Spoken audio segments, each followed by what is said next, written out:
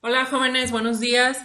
Seguimos aquí en el capítulo 15, que es comprensión del comportamiento individual. Recuerden que la primera clase analizamos el concepto de comportamiento y pues lo que más nos interesa, el comportamiento organizacional, que es por qué se porta de esa manera el individuo en el trabajo.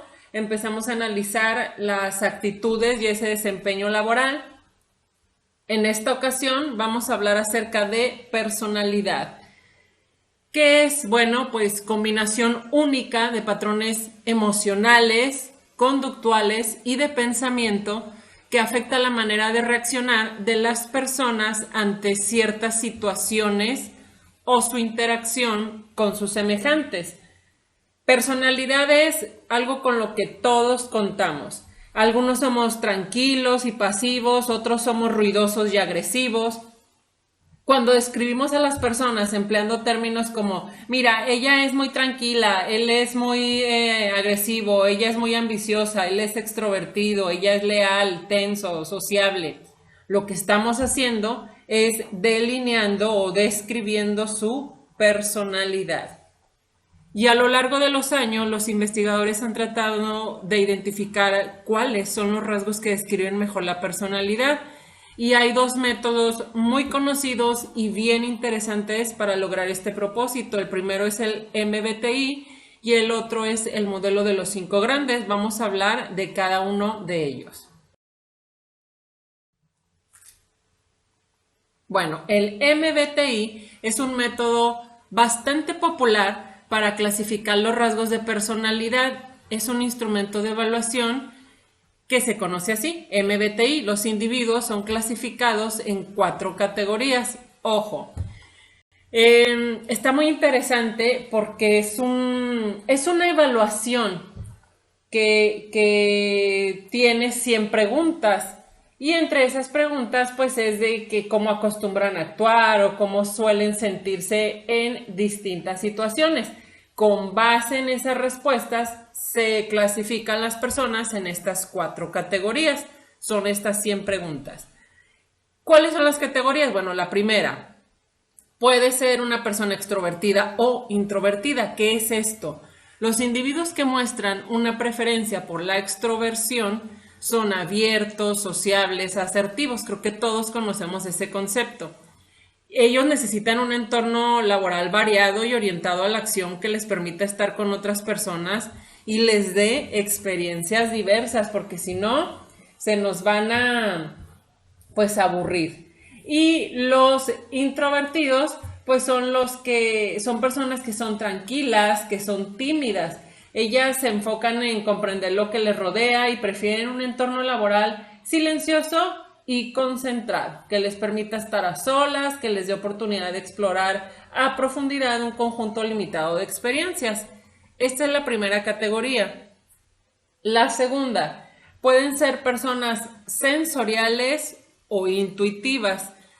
Los tipos sensoriales son prácticos y prefieren la rutina y el orden. Les desagrada enfrentar nuevos problemas a menos que cuenten con un método estandarizado para poder resolverlos. Tienen una alta necesidad de conclusión. Son pacientes con los detalles rutinarios y tienden a ser aptos para el trabajo de precisión. Y en cambio, pues los tipos intuitivos confían en los procesos inconscientes y tratan de enfocar su atención en el panorama general. Ellos son individuos a los que les gusta resolver problemas nuevos y les desagrada hacer lo mismo una y otra vez.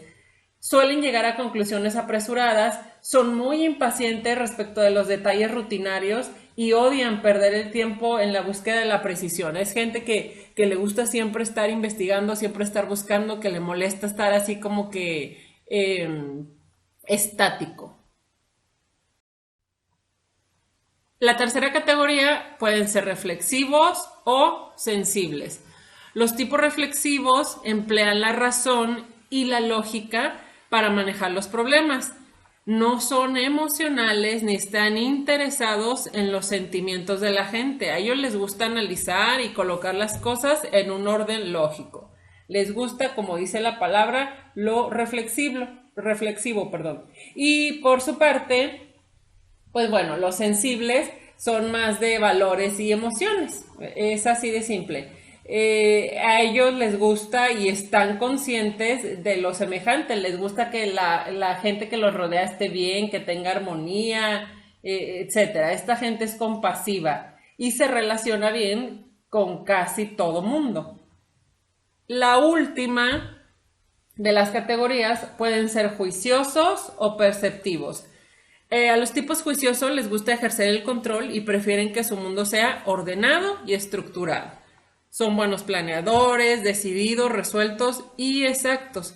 Ellos se enfocan en terminar la tarea, toman decisiones rápidamente y les interesa contar solamente con la información necesaria para llevar a cabo la tarea. No les gusta estarse llenando de cosas que no son útiles. En cambio, los perceptivos son flexibles, espontáneos, además de curiosos, adaptables y tolerantes. Ellos se enfocan en iniciar una tarea, postergan las decisiones y quieren averiguarlo todo acerca de la tarea antes de comenzar su ejecución. Y bueno, estas son las 4 categorías. La combinación de esas preferencias da lugar a la descripción de 16 tipos de personalidad. No quiere decir que caigamos en estas 4, es decir, en base a las 100 preguntas que contestamos, podemos caer en estas categorías, pero dentro de estas categorías hay 16 tipos de personalidad. Chequen ustedes en su página 456, la figura 15.3, ahí vienen 2 ejemplitos de esas 16. Bueno, es tan importante este método para clasificar los rasgos de personalidad, este MBTI, que más de 2 millones de personas se someten a esta evaluación tan solo en Estados Unidos. Y empresas como AT&T, General Electric, Apple, en hospitales, en instituciones educativas, incluso en el ejército de Estados Unidos, la aplican. Y es un modelo pues bastante válido para evaluar la personalidad. Pero nosotros nos preguntamos, ¿y eso para qué le ayuda a un gerente? Bueno, los defensores de estos métodos consideran que es importante conocer estos tipos de personalidad porque obviamente influyen en la forma en que se interactúa con las personas. Qué padre que te hagan este tipo de test y gracias a los resultados te puedan pues acomodar o te puedan dar el empleo o el puesto que es el mejor para ti, que es el más adecuado. Y luego tenemos el modelo de los 5 grandes.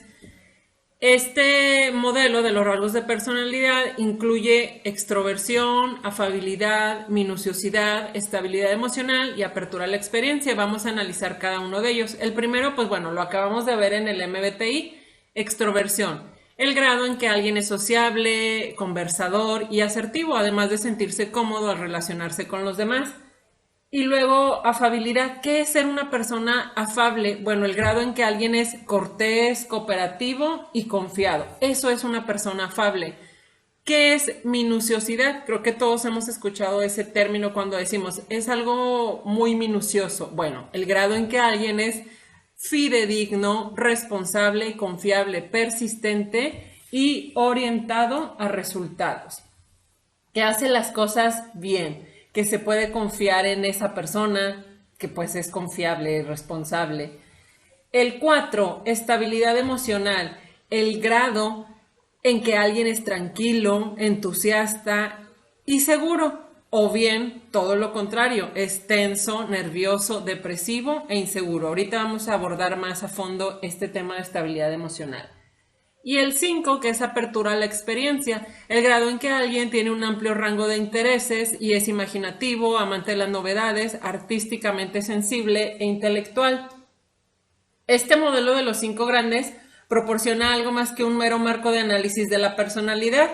Las investigaciones indican que existen importantes relaciones entre estas dimensiones de personalidad y el desempeño laboral, como lo veíamos ahorita con el MBTI. Por ejemplo, un estudio se centró en examinar 5 categorías de ocupaciones que fueron profesionistas, que entre ellos había ingenieros, arquitectos, abogados. La segunda categoría eran policía, la tercera eran gerentes, la cuarta vendedores y la quinta eran empleados calificados y semicalificados. Y los resultados mostraron, por ejemplo, que la minuciosidad predijo el desempeño laboral en los 5 grupos ocupacionales. Las predicciones de las demás dimensiones de la personalidad pues dependieron de la situación y del grupo ocupacional. Por eso es sumamente importante que nos apliquen este tipo de pruebas. Tenemos los conceptos adicionales sobre la personalidad y aunque el modelo de los 5 grandes resulta muy relevante para comprender el comportamiento y también el del MBTI, pues no son los únicos. Existen otros 5 rasgos de personalidad relacionados con el comportamiento organizacional. Tenemos el primero, que es el locus de control. Bueno, es el grado en que las personas creen que controlan su propio destino. Esto está muy padre, muy interesante porque, bueno, tú puedes tener un locus de control interno más marcado o externo más marcado. No quiere decir que seamos 100% uno u otro. ¿Qué es un locus de control interno? Bueno, es cuando los individuos piensan que tienen el control de su existencia, y el locus de control externo es cuando las personas creen que sus vidas ya están determinadas por fuerzas externas. Para que nos quede más claro, si yo repruebo un examen y tengo un locus de control interno más marcado, voy a decir, bueno, pues reprobé el examen porque no estudié.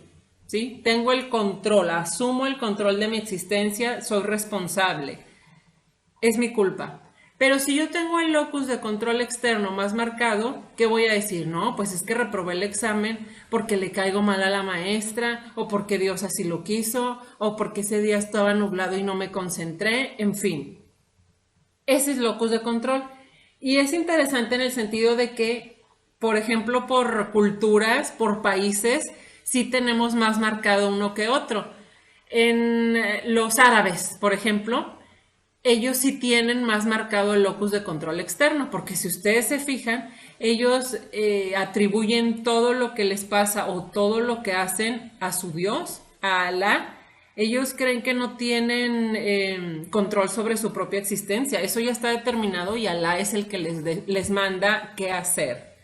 Y claro que esto pues es muy importante en los puestos de trabajo, porque las investigaciones señalan que en comparación con quienes poseen un locus de control interno, los empleados con locus de control externo sienten menos satisfacción respecto de su trabajo. Ellos se abstraen más del entorno laboral, se involucran menos en sus puestos de trabajo, y los gerentes deben de estar conscientes de que si los trabajadores con locus de control externo reciben una mala calificación en términos de desempeño, pues ellos van a decir que los calificaron así porque les caen mal a sus supervisores, ¿sí? Entonces, por eso es muy importante. El segundo es el maquiavelismo. ¿Cuántas veces no hemos escuchado esta palabra? Pero también cuántas veces no la hemos usado mal, la empleamos mal. Decimos, ay, qué persona tan maquiavélica, porque pensamos que es alguien malvado. Y no tiene nada que ver. El maquiavelismo es el grado en que las personas son pragmáticas, mantienen una distancia emocional y consideran que los fines justifican los medios. Bueno, entendemos que el maquiavelismo viene en honor a Nicolás Maquiavelo, que vivió entre los siglos XV y XVI. Chequenlo, búsquenlo en internet, es muy interesante. Él es muy conocido por sus escritos sobre cómo obtener y manipular el poder. Y bueno, si un individuo obtiene una calificación elevada, pues ¿para qué nos va a servir en la empresa? Para muchos puestos, porque los individuos marcadamente maquiavélicos son buenos empleados en gerencia de compras, en ventas, ¿sí? Son productivos porque el fin justifica los medios. Por la gente que nos vende, ¿a poco no nos echa una cantidad increíble de mentiras? ¿Para qué? Para vender, ¿sí? O nos endulza el oído. El fin justifica los medios. Esa persona nos va a servir en la empresa, ¿sí? No malentendamos este concepto. El tercero es autoestima, que todos también lo conocemos. Es el nivel de agrado o desagrado que siente un individuo respecto de su propia persona. Y también es muy interesante porque uno de los descubrimientos más difundidos en cuanto a este rasgo de personalidad es que las personas con baja autoestima son más susceptibles a la influencia externa y les importa mucho recibir evaluaciones positivas de los demás. En consecuencia, son más proclives a buscar su aprobación y más propensos a adoptar como propia las creencias y conductas de aquellos a quienes respetan.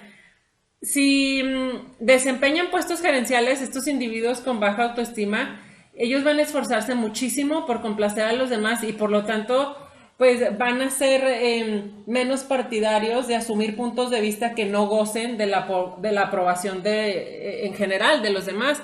Entonces es muy importante tener una alta autoestima, porque pues no debemos de estar pensando en darle gusto a los demás o estar al pendiente de que, a ver, ellos qué están diciendo de mí, qué opinan, qué piensan. No, no, no. Eso lo tenemos que dejar a un lado, siempre con autoestima alta. Y luego el siguiente punto es la autovigilancia, que es un rasgo de la personalidad que determina la capacidad del individuo para ajustar su comportamiento a los factores situacionales externos. ¿Cómo es esto? También está muy padre, está muy interesante. Las investigaciones realizadas en torno a esto de la autovigilancia sugieren que las personas que poseen altos niveles de este rasgo ponen mucha atención en el comportamiento de los demás y son más flexibles que quienes lo poseen en bajo grado. Y además, los gerentes con grandes aptitudes de autovigilancia tienden a tener más movilidad profesional, a recibir más ascensos y a tener más probabilidades de ocupar posiciones de importancia. Quienes se caracterizan por este rasgo son capaces de adoptar distintas personalidades ante diferentes públicos. Y ese es un atributo súper importante para los gerentes, que deben de jugar roles múltiples e incluso contradictorios, que ya hemos hablado de los roles.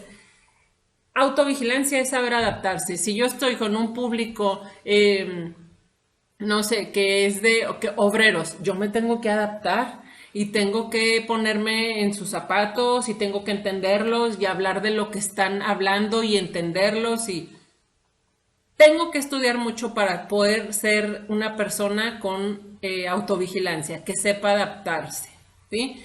No voy a decir, no, pues yo porque estoy estudiando la carrera de contador, no le voy a hablar nunca a nadie, porque pues de que voy a ir a hablar con doctores o con ingenieros. Hay que sabernos adaptar a las situaciones. Los políticos, bueno, tienen la autovigilancia más que desarrollada, esa habilidad vaya que la explotan, ¿sí? Y nos vamos a la siguiente, que es la toma de riesgos. Bueno, cada persona tiene un grado específico de disposición a tomar riesgos.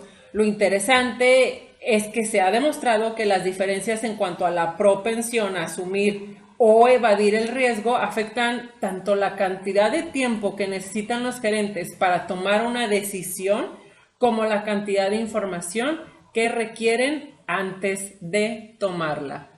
No tengamos miedo a tomar riesgos, a tomar decisiones.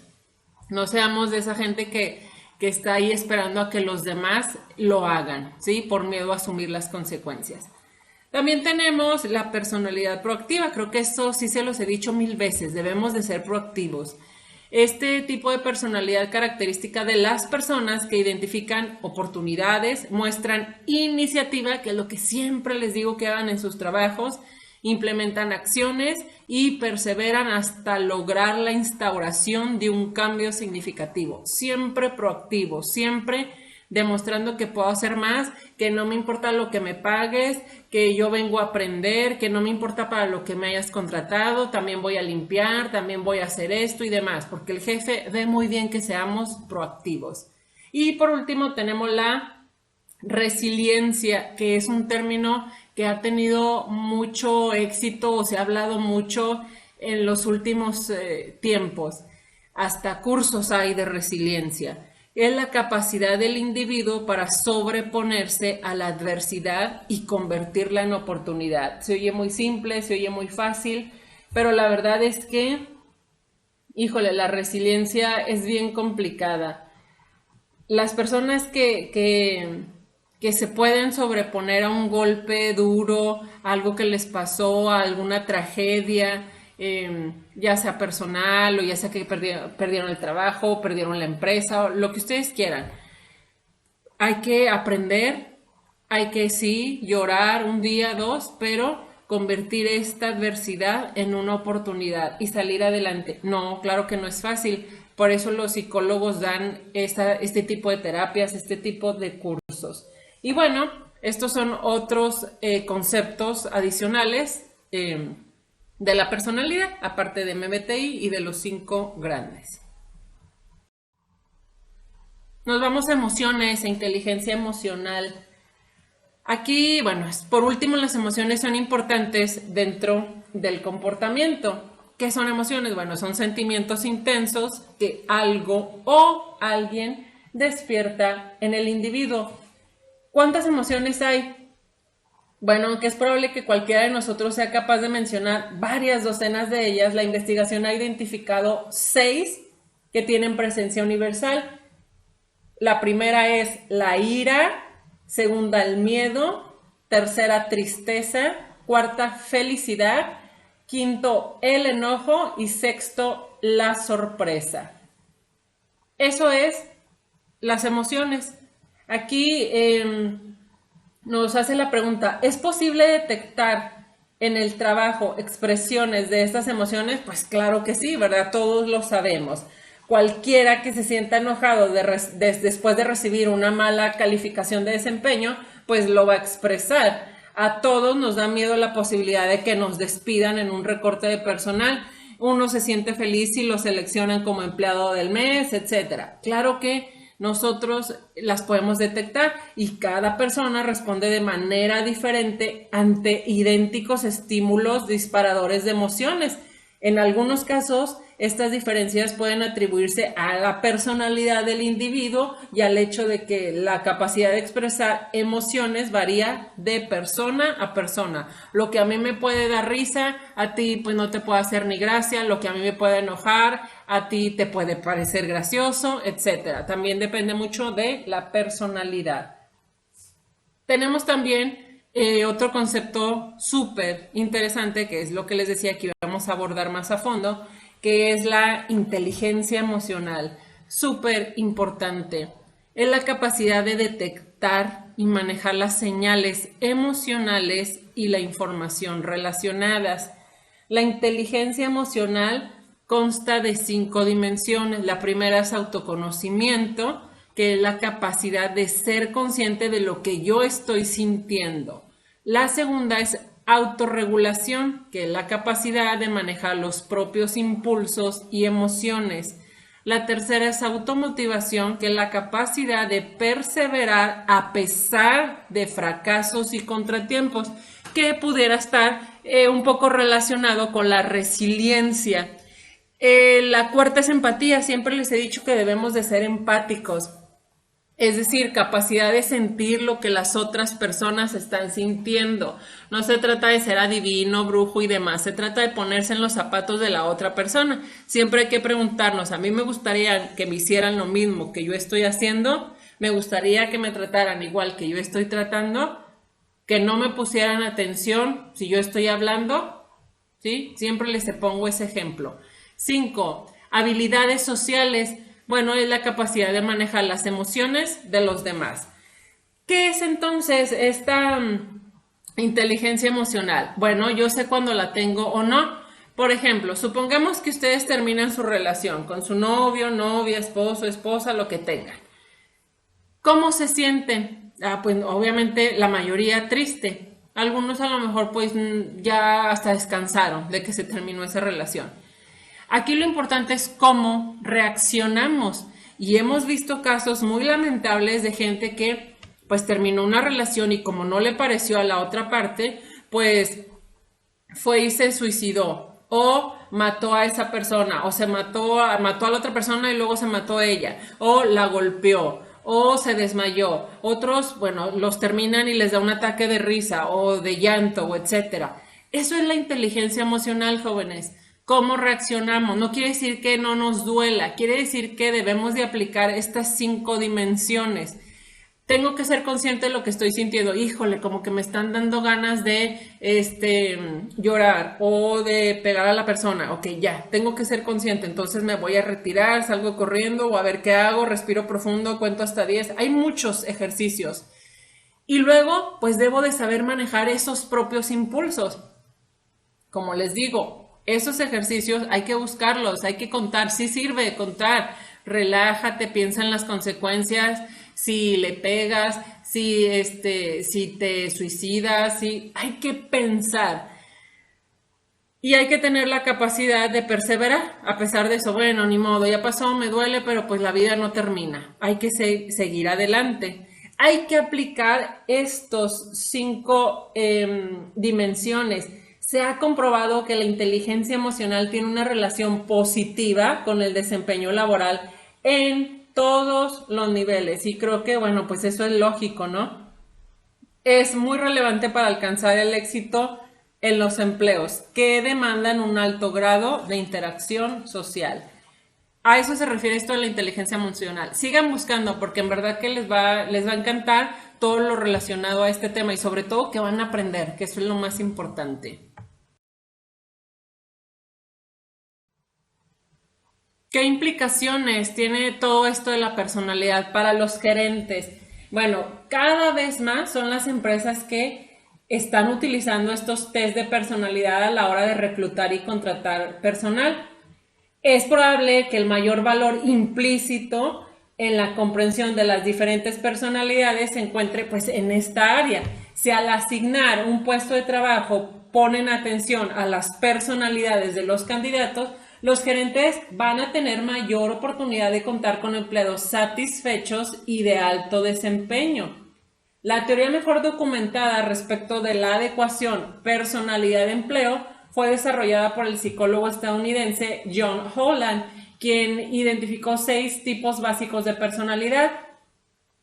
Su teoría establece que la satisfacción que siente un empleado en relación con su trabajo, así como su propensión a abandonarlo, va a depender mucho del grado en que la personalidad del individuo se vaya adecuando al puesto de trabajo, al entorno laboral. Aquí tenemos la figura 15.4 en donde se describen estos 6 tipos y sus características de personalidad. Además vienen ejemplos de ocupaciones adecuadas para cada uno de ellos. Tenemos el tipo realista, el investigador, socialista, convencional, emprendedor y artístico. Las características de personalidad de cada uno de ellos y los ejemplos de algunas ocupaciones. Nosotros, en los que más pudiéramos caer, pues pueden ser en el convencional, pueden ser en el emprendedor. El convencional prefieren actividades reguladas por normas ordenadas y sin ambigüedad. Cosas que no estén rebuscadas, que algo que no sea, que no le entienda. Yo quiero algo que tenga normas, algo ordenado. ¿Cuáles son las características de personalidad? Bueno, es gente adaptable, es eficiente, es gente práctica, poco imaginativa, es inflexible. Los ejemplos de ocupaciones, pues son contadores, gerente cooperativo, cajero de banco, archivista. También pudiéramos ser emprendedor, según la carrera que estén estudiando. El emprendedor prefiere actividades verbales que den oportunidad de influir en los demás y obtener poder. ¿Cuáles son las características? Bueno, es confiado en sí mismo, es ambicioso, activo, autoritario. Puede ser un abogado, un agente de bienes raíces, un especialista en relaciones públicas o un gerente de pequeñas empresas.